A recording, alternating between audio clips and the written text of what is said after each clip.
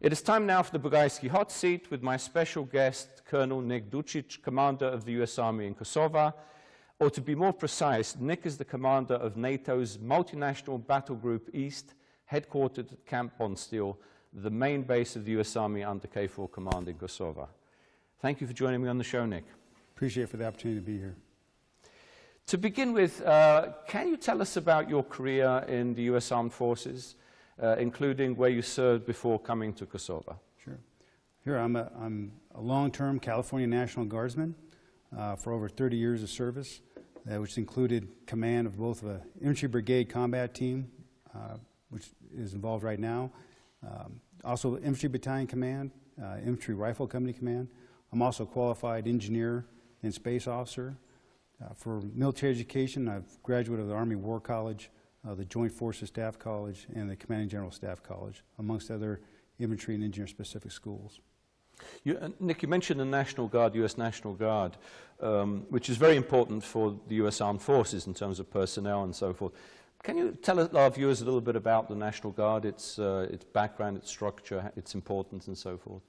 Well, the National Guard has evolved over the years. Traditionally, it's been was a strategic reserve. Case in point, in World War II, but today it's transformed. It's an operational ready force with several deployments at any time across the United States. So we have a dual role. Mm-hmm. We have when we're at home, we're under our governor of our state, mm-hmm. and we perform everything from state emergency missions to prepare to go into harm's way. It is one of the biggest, probably significant in the European theater is the state partnership program that the National Guard supports. Mm-hmm. Each state has a relationship.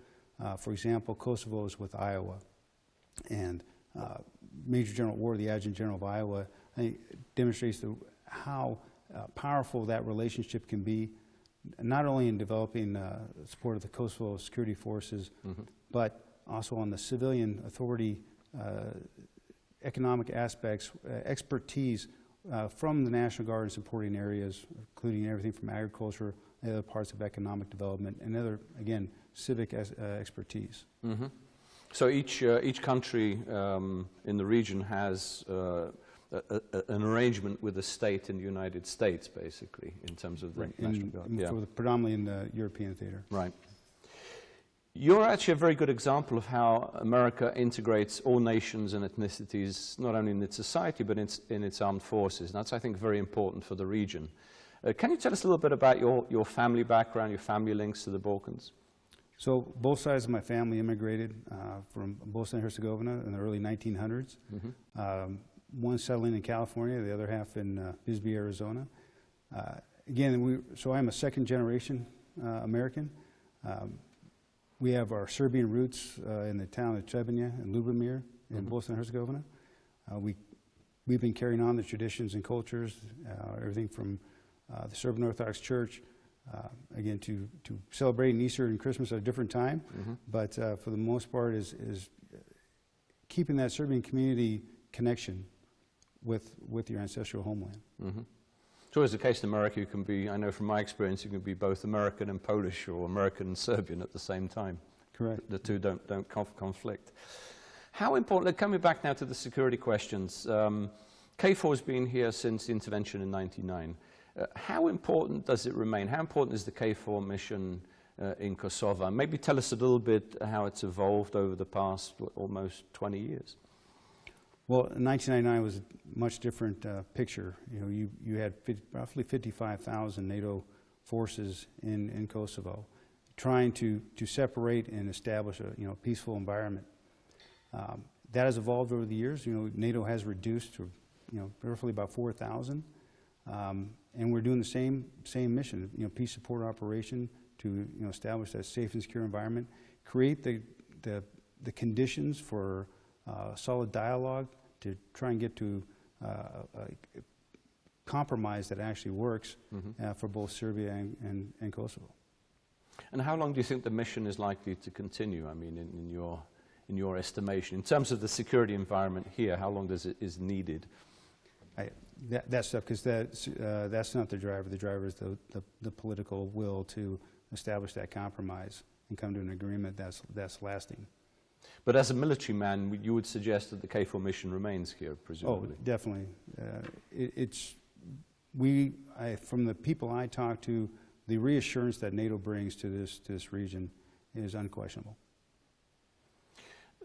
How committed would you say are America's allies to the KFOR mission?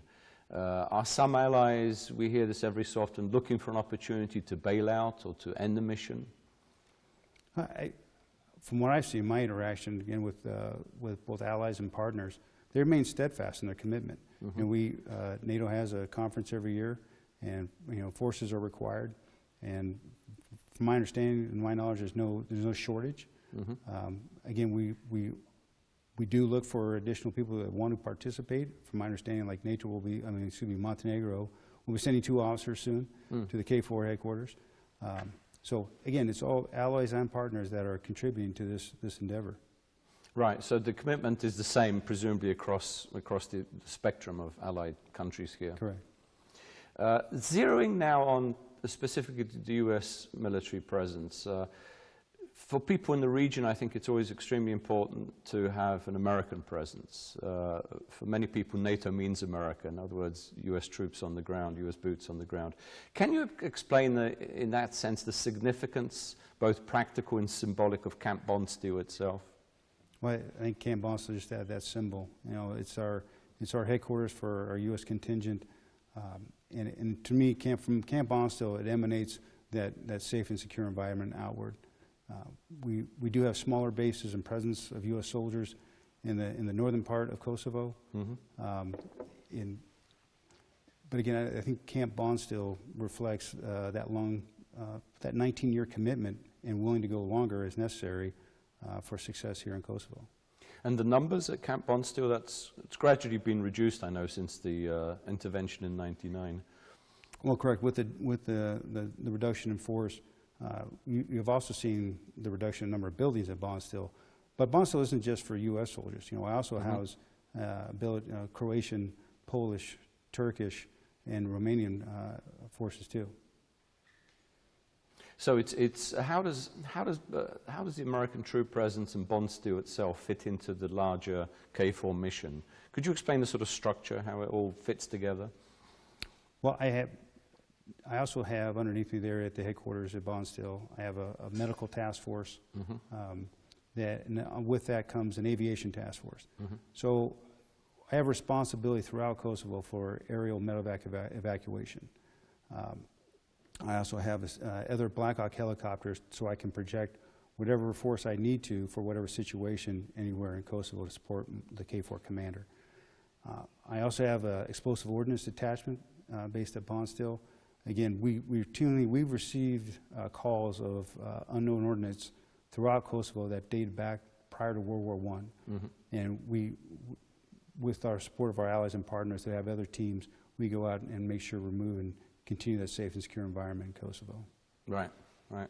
So, but in terms of the structure itself of KFOR, how is it organized? For those of us who maybe don't quite understand the full picture. Well, the KFOR is designed where you have your non-kinetic and kinetic forces. Mm-hmm. I'm part of the kinetic force, mm-hmm. So in case the worst was to happen, my force would be involved. So you have 2 battle groups. I have the eastern portion of Kosovo, mm-hmm. and again, headquartered at Bondsteel. The Italians have the western battle group, headquartered at Camp Bellagio. So then underneath is, my supporting elements, but also you have what we call the joint regional detachments. Those are the liaison monitoring teams that are in the cities, going out, feeling the pulse of Kosovo, mm-hmm. As to get any indicators of potential unrest. Do you have a sort of daily presence? I mean, do civilians see that you're here, basically? Absolutely. So my primary mission is the patrolling along the administrative boundary line, mm-hmm. With Serbia, and of course also the border with Macedonia. Mm-hmm. But we do transit through, and I encourage my soldiers to stop and have those dialogue with the Kosovo population, because it's important. If we don't stop and have that dialogue, then there's no trust. So that's been one of my priorities here, is to encourage that throughout all my forces. Communication with locals, with local authorities and so forth. Exactly. Are you able, by the way, to patrol the entire border with Serbia, including those municipalities where the Serb population is in a majority? That's my primary effort, is in the 4 northern municipalities of Kosovo that are predominantly Serbian. There is a small portions that do belong to Battle Group West, that the Italians, and we synchronize those patrols. It's not just ourselves doing independent, but we also do joint patrols with the Serbian Armed Forces along the administrative boundary line. I'll come to that in a minute, your military cooperation with Serbian Armed Forces. But let's turn now to the major security challenges. I mean, it's very different to what it was in '99 when NATO intervened. What are the main challenges? Is it potential ethnic clashes? Is it civic unrest, insurgency, terrorism, maybe spillovers of conflicts from neighboring states? What would you say the priority, the areas that you're most looking at, most concerned about? From my 8-month experience here so far, the typical day, safe, calm, secure. Every once in a while, we have little upticks, and most of those are politically driven. They're not ethnically violence driven at all. So you have some increased political rhetoric that we will have to deploy our forces just as a deterrence factor. The peaceful, let's say the protests that I've seen so far have been very peaceful, especially in the latest one in the Pristina main square. No issues there. You know, but we do take precautions when there are special events, seen or unforeseen. In terms of, for instance, terrorist threats in Kosovo and on the region, do you see that as a major element? Well, just ever since the 9/11, I think U.S. forces abroad and at home have changed the mindset that nowhere is 100%. So of course it's in the back of our minds. We adjust our force protection posture accordingly. But I would say that the security institutions within Kosovo have done an excellent job, and I think they've been publicized well of their ability to identify and arrest cells that have a terrorist link. There have been no threats, presumably, against bond steel since you've been here? This last group did have projection against short of U.S. force, no specific target, but it's safe for us to assume that that's always a possibility. And again, that's why we have our force protection measures in place.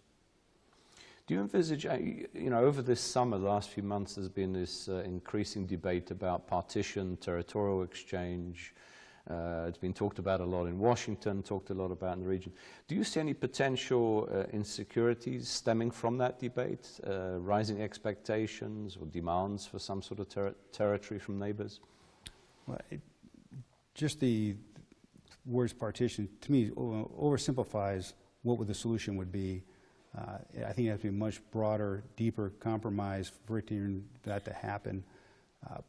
It does stir, though, the political differences, not only within the Serbian community, but also in the Kosovo-Albanian community with the political parties. There are some that are for just getting to an agreement, and there are some that say absolutely no change of the territorial integrity of Kosovo. So again, that is more in the political realm, and we're standing by.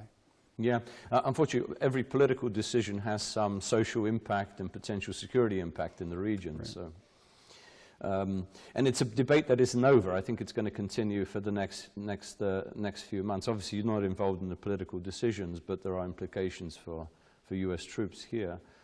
Well, let's go sort of a little bit into specific. What would you say the main security tasks of American troops in KFOR in terms of cooperation with local agencies, local Kosovar agencies, police and KSF and so forth? So we do that through joint patrols. Again, we not just I mentioned earlier about the Serbian Armed Forces, but for the Institutes of Kosovo, Kosovo Police, Kosovo Border Police, again out in areas where they might not have all the resources they need. So again, that'd be personnel, equipment. So again, we are a force multiplier for Kosovo border police and Kosovo police to execute their functions in case they come across a potential dangerous scenario. We have seen tremendous growth in their ability to execute, especially along the administrative boundary line, vicinity of, and then more importantly, the Kosovo police. The only reason why NATO was allowed, or to me, be able to reduce the number of soldiers, was the growth in the capabilities and the capacities of entities like the Kosovo police. Because you don't want soldiers doing law enforcement, right? And so we've seen that, and that has been one of the major drivers for a safe and secure environment, is this growth in those institutions. For the Kosovo security forces, again, they're a civil support organization, and we focus on their core competencies that, again, we assist with their medical development of their personnel, their own explosive ordnance detachment, so they can do, again, they're right now executing as a primary in the southern part of Kosovo. Because, as you know, they're not, KSF is not allowed to go north into the 4 Serbian municipalities as a current agreement. So you see, during your time here, let's say, increasing professionalization, competence of the KSF? Absolutely, absolutely. It's again, but we only train on those core competencies that directly reflect to civil support. We do absolutely zero as far as any type of Army type of fire maneuver or anything of such. Looking at sort of longer term picture, and again, this is another debate that's been, that comes up every so often. Should Kosovo develop its own military force? Well, they're, as you know, they're in an attempt. They have the U.S. perspective from the embassy was to do it through a constitutional change. They've gone a different route. They have 3 bills in their assembly that are currently under debate. So we're awaiting what the outcome of what that change, if it happens, that transition, because obviously that will affect policy both in NATO and the United States. I mean, presumably, ultimately, the goal would be for Kosovo, together with all other countries in the region, to qualify and enter NATO. Correct, to be generators of security instead of consumers. Exactly. And then that would reduce your role here, presumably. I mean, at some point, there won't be a need for a NATO presence here. Right. Again, once the conditions were set, NATO would then go to the minimal presence here in Kosovo. In terms of building up a military, and it's not just Kosovo, there have been other countries that have faced similar, Baltic states, for instance, to build up a military structure as a newly independent state. What is the process? I mean, from a military perspective, what needs to be done? What are the steps that need to be taken? You'll see the basics: organize, train, and equip. So what comes with that is a large infrastructure too. And then having the acquisition processes. So you have to be able to develop that in budgetary means. So the projections we've seen is anywhere from 10 years plus for this transition to happen from where that start point is for the Kosovo security forces to go to an army. But it's going to take a substantial amount of investment, monetary investment, and development of your educational military opportunity and infrastructure to your range so your soldiers can train. It's going to be quite an endeavor, and it's going to be a long, slow process because you got to get it right. And in terms of Kosovo, of course, to integrate the Serbian population as well and other units within the emerging military. Right. Obviously, you want your army to reflect, your society. You want the proper demographics. You want a multi-ethnic representation within your army. But KSF itself already has Serbian personnel. They do, but unfortunately, in this last few months, several have resigned from the KSF due to pretty significant pressure from Serb-based authorities that unfortunately has led to that. So There's still several Serbs in the KSF, and other minorities too, and they have an open invitation to join. And I think it's a great opportunity. One, to keep Serbs in Kosovo. They are able to gain a skill, whether it be a mechanic, an engineer, and again, and provide for their family.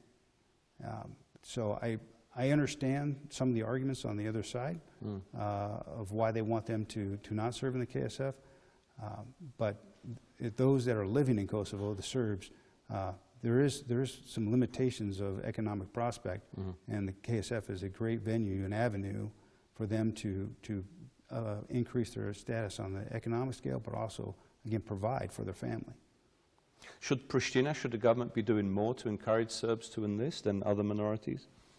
I think they're doing as much as they can right now. They have had a special, this last, about a year ago, they had a special class, training class, just for, Serbians. But unfortunately, when you see an exodus in that, and you look at the investment involved, you're looking for a broader commitment that you're going to stay. So I know they're going to have to have a new class here pretty soon to fill the vacancies, and just like the Kosovo police, they had a few hundred openings. They got 19,000 applications, and 1,900 of them were from Kosovo Serbs. So there's a demand that wants to serve out there. And the pay, the conditions are good? I mean, it's a good opportunity? Good. Yeah. They are higher, the monthly salary is higher than the typical employed person in Kosovo. We can do recruitment here on the show. That's good to know. You actually have continued this KFOR military cooperation agreements with the Serbian military as well. Could you tell us a little bit about that, how that works? Well, within my battle group, I have a special cell that is the Joint Implementation Commission, where it's responsible for synchronizing and coordinating our meetings and our patrols with the Serbian Armed Forces. And there's also a higher level at the KFOR headquarters, and of course Battle Group West has one too. And it's our direct avenue to work out the tactical and operational requirements between the two, with KFOR and the Serbian Armed Forces. And the relationship is fantastic. I just returned from Novi Pazar, where again, my counterpart, newly promoted to a general. Our discussions were straightforward and friendly, and what began as my initial part of the tour, we had some common issues we had to address, and through the cooperation, those issues are no longer there. Do you see that developing in the future? I believe so. One of my goals here was to improve the partnership with the Serbian Armed Forces, and I'm positive we accomplished that. It isn't just about doing the patrols. We're opportunity to do an exchange through sport. And I hosted them at Camp Bondstill, and we had a small soccer tournament based on all the entities that patrol the administrative boundary line, and it was just a great day. Invited the media. They got exposure to Camp Bondstill to remove some of these wild stories that emanate from other parts of the Balkans or the region, and just again to dispel some myths of what happens at Camp Bondstill. Interesting. Bondstill World Cup. Would you envisage maybe there is already cooperation at some level between Serbian military and KSF, Kosovo structure? Well, I think that can happen if the political will allows it to. But there's some commonalities again. So the one area would be medical, that which could be shared, or even the common interest in having explosive ordnance disposal teams to share experiences. Those are good starts, I believe, that you can build a foundation upon of positive interaction. In other words, to build trust between the two structures, which we see amongst all European countries, all neighboring countries. Can KFOR play a role in this, in enhancing, in encouraging such cooperation? It can play a role. Again, but we're impartial, so we're going to look for that political agreement on both sides first to conduct it, and we can facilitate. I think that would be the best role for NATO, and that if that was to occur. A related subject, you mentioned already how important it is to get the facts across. One of the problems in the region has always been disinformation, rumors, conspiracy theories, and so forth.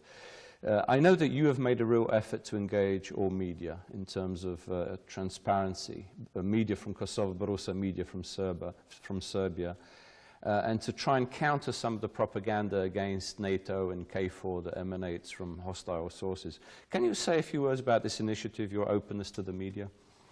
Well, again, most of it emanates from the eastern portion of Europe about these stories about Bondstill.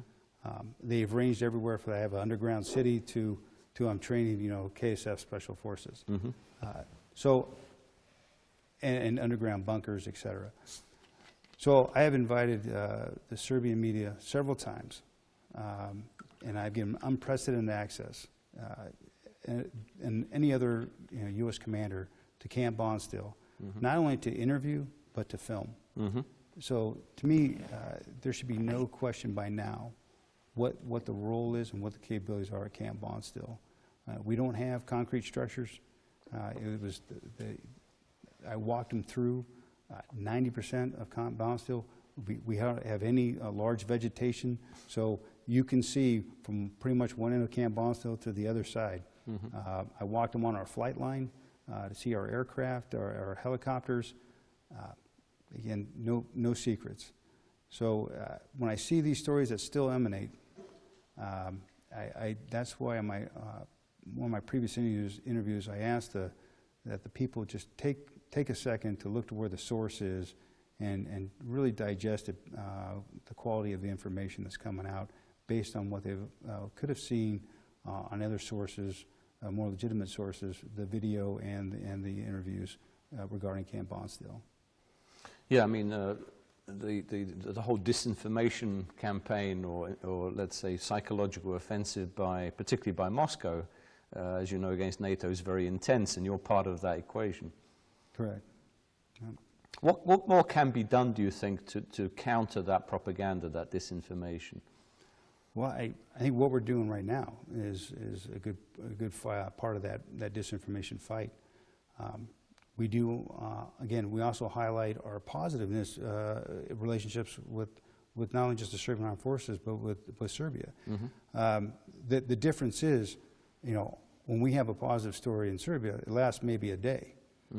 For example, U.S. Army, through the State Partnership Program with Tennessee and Ohio in Serbia, donated like $400,000 worth of U.S. Army equipment to the medical clinic in Niš. Right, increasing the capacity for 500 patients per year. But these stories about Bondstill cycle about every 2 months. But that positive story, that the capability to save Serbian life, generated about half a day in the new cycle. And that's the difference we're fighting here. Where you look at where the amount of times that the Serbian Armed Forces train and exercises with NATO, about 20 per year. And the U.S., or with, again, their State Partnership Program, where if you look at how much the U.S. direct foreign investment, about $1 billion in the last decade or so. In comparison to Russia, it's lopsided. It's definitely Western dominated, but you look in the news cycle, you don't see that. Yeah, I mean, in terms of, and we experience this throughout the eastern part of Europe, propaganda from Moscow that NATO is a destabilizing force and Russia is a stabilizing force, is actually the reverse. Correct. Turning actually now to Russian activities in the region, as we often do in Washington, as you know, there's an intense debate about Russian interference in the US elections, Russian interference in European elections, and what are Russia's goals. How menacing would you say is Russia's subversion in this region, in the Balkans? We had this coup attempt in Montenegro, as you know, in October 2016, which failed. Are there other actions, other destabilizing scenarios that Moscow may be preparing in the region, including Kosovo? For those, I just look at the recent, newsworthy events where Greece expelled some Russian diplomats, Macedonia, for example, and their upcoming referendum. Prior to the referendum, there was an individual identified that they thought was, trying to do some subversive activity. You had the recent elections in Bosnia and Herzegovina. Obviously, there you saw from the Republika Srpska who won.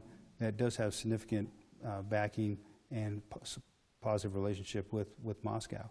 So there is a presence, undeniable presence of Russia in the Balkans that you cannot ignore.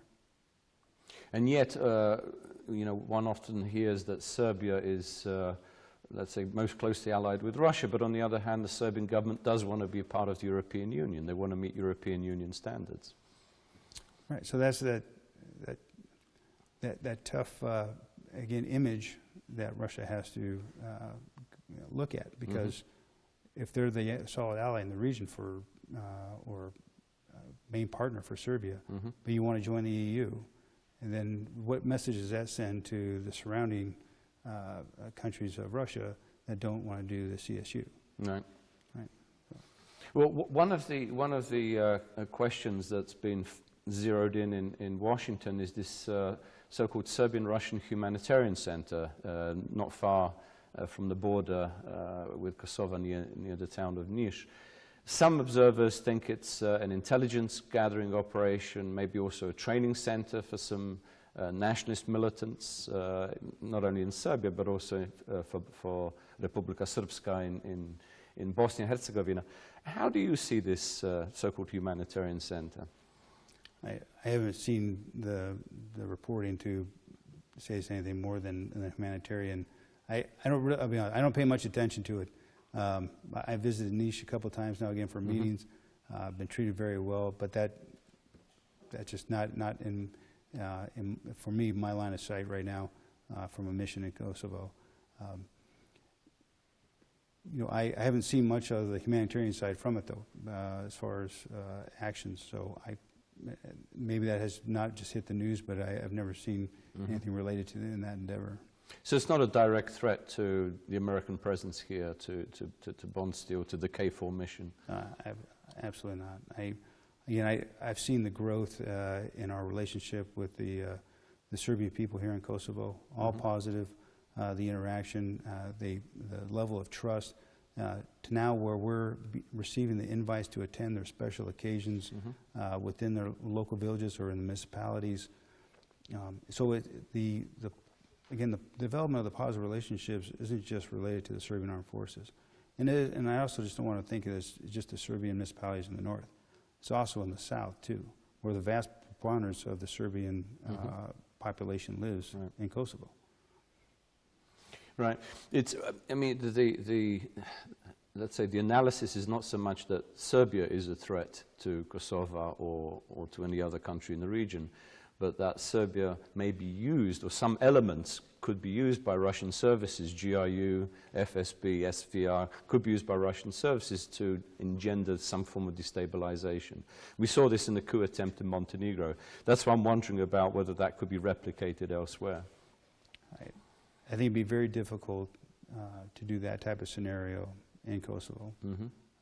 Again, I believe in the institutions of Kosovo, the security institutions are talented.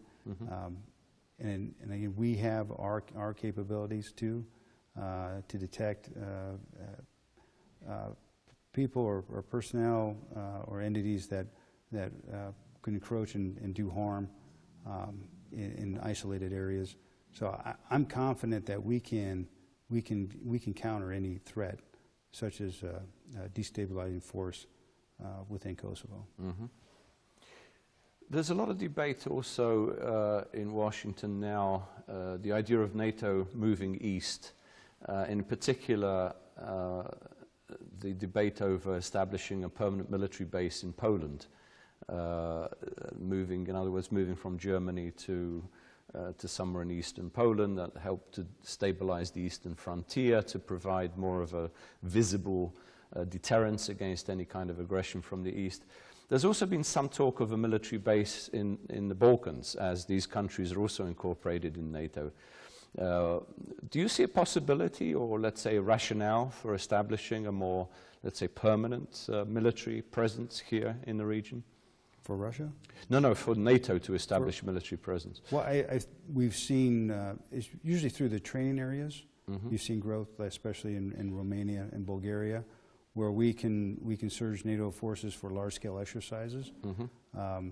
We do have bases again shared in Romania, mm-hmm. And then you were looking at a missile defense being looking at for both Romania and Poland. So there's already movement toward bases, but you also have those multinational battle groups that formations that are currently there that do represent NATO, all mm-hmm. of NATO. So whether we go to a larger bases, I think that's based on need, capacities, capabilities, and the overall concurrence of the NATO countries as in the best fit for NATO. Mm-hmm. I know the Pentagon is now considering doing a study on the, let's say, the feasibility of a permanent presence, particularly U.S. presence in a country like Poland. We have these rotational forces through the enhanced forward presence and so on. But presumably that will also have an impact on this region if NATO does move its infrastructure east. Right. So you could see a potential where Bondsteel could become an enduring base. But the other good news story is there are actually countries asking for more U.S. presence, mm-hmm. not just Poland, but Greece also. So right now, that's the big positives for NATO. At least there's countries asking for our soldiers for their presence in the respective countries as part of NATO. Right. The other part of the debate, of course, is NATO enlargement. Which countries to bring into the alliance, who would be the next to qualify. Who would you say after Montenegro? I mean, in terms of the qualifications each country has to go through in order to let's say, to be a credible contender for NATO membership. Which would be the next countries in line, do you think? I think Macedonia is obviously the closest. Mm-hmm. Then Georgia, and then Ukraine. Mm-hmm. Obviously there's some existing conflict in both Ukraine and territorial problems in Georgia, still with forward Russian presence mm-hmm. and recognition of some of the Abkhazia and Ossetia. But those three countries I just named have been the most progressive in their map and also participating in exercises in having solid state partnership programs. Mm-hmm. And you can see how well, again, Georgia and Ukraine has progressed in the last, I'd say, 8 years mm-hmm. Toward that endeavor. So I would say those three would to me be in the top. And in the region, what about Bosnia-Herzegovina? How far is it away from qualifying? There's some equipment issues that they have to overcome. They're on their way. Again, that's going to be a little bit tricky now with the new elections, because I believe that with the trifecta of the presidency, to get the concurrence of all is going to be difficult. Yeah, and I know Ducich has said that we would need a referendum of some kind on membership. When you say equipment, this is military equipment that is still, I think, in the Republika Srpska, needs to be under the control of Sarajevo. Correct. So how many years do you think before, I mean, can one imagine Bosnia entering NATO at some point in the near future? I think the people of the region are tired and are seeking those economic and long-term security pathways. Mm-hmm. So when I say tired, is it the political instability. Mm-hmm. They want their leaders to come to these decisions so they can get on with and join the EU, and if they want to join NATO, that's fantastic. But I think they're tired of being left behind. Mm. I think they're tired of being at the bottom of the economic scale in Europe. So I think those are the two driving factors is that they see security with NATO and long-term economic stability through the EU. And with those two nested, you have a pretty powerful combination. And again, you're looking at your future, your children's future, and know that it'll be one that's bright.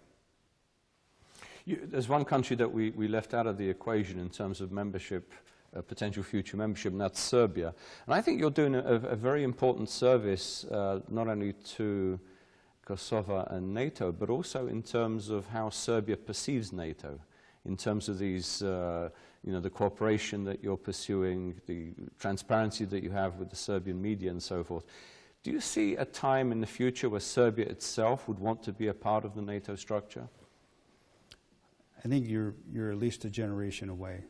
You have, when I first arrived and I started having conversation with the Serbian population, immediately the bombings from 1999 came up. Mm-hmm. So I think you have to see another generation go by and continue with the current engagement that the U.S. is doing with Serbia, the positives, and have that new generation understand the reasons why what happened in 1999, what happened. Mm-hmm.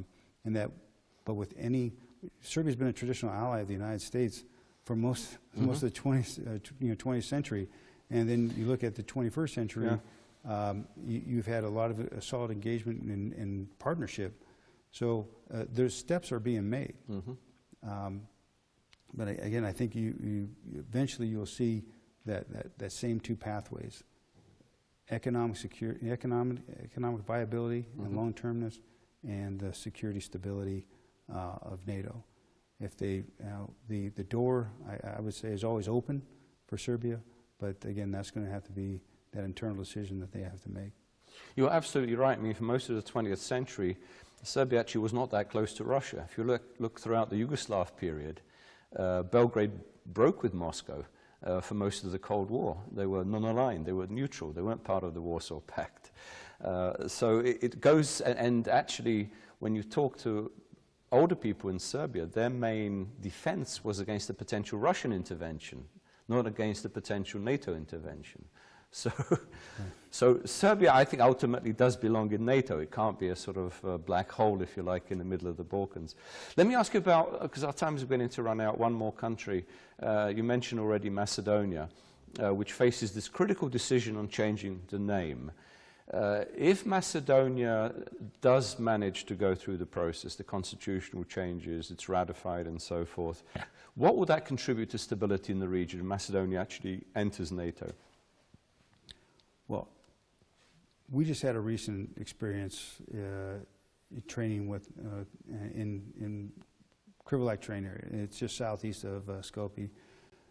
Our interaction with the Army Republic of Macedonia, the Minister of Defense, was phenomenal. Mm-hmm. The true partnership and assisting us. We were the first U.S. contingent within KFOR to be able to go down to that area and train and utilize our area weapon system, anti-armor systems that we cannot do in Kosovo because there's no ranges that exist mm-hmm. here to do that. To me, that was a perfect example of where they're thinking of where they want to push their desires to join NATO, that interoperability, being that solid ally that contributes to security.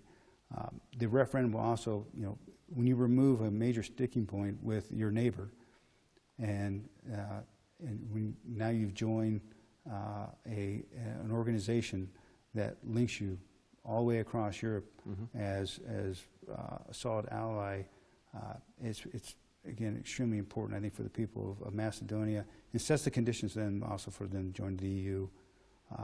I see nothing but positives for them, mm-hmm. but it's a big choice. Sometimes change can cause people to step back and ponder a little bit longer than they should. But again, the benefits outweigh, to me, whatever negative consequences they might be thinking about. Mm-hmm. With that, they should be voting, in my opinion, yes, and in creating that new opportunity for all the citizens there. Good point. Last question, Nick. You're coming to the end of your assignment in Kosovo. I believe it's the end of the year. Next month. Next month already, in November. Where are you heading to next? What's your next assignment? That's a great question. When I go back home, I'll have about a month and a half, and I will do the change of command, pass the flag, and after 42 months, leave the infantry brigade combat team. But the senior leaders in my state have to let me know yet what the next position will be. Mm-hmm. Potential is to go to the 40th Infantry Division mm-hmm. and be assistant division commander, or I will put in for opportunity to maybe come back to Europe for a specialized position. If there's a new NATO base in Poland, maybe you can be there.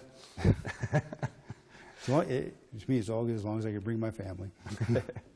Okay, Nick, thank you very much for joining me on the show. It's been a pleasure and an honor, and thank you for your service, not only to our country, to the United States and to the NATO alliance, but for your contribution to security in Kosovo and the region. Thank you. Thank you. It's been an honor being here. Unfortunately, we have now come to the end of today's show. I greatly enjoyed being with you and with my colleagues here at RTK. Good night, everyone. Stay healthy, be productive, and remain optimistic. See you all very soon. Mira Pavshu.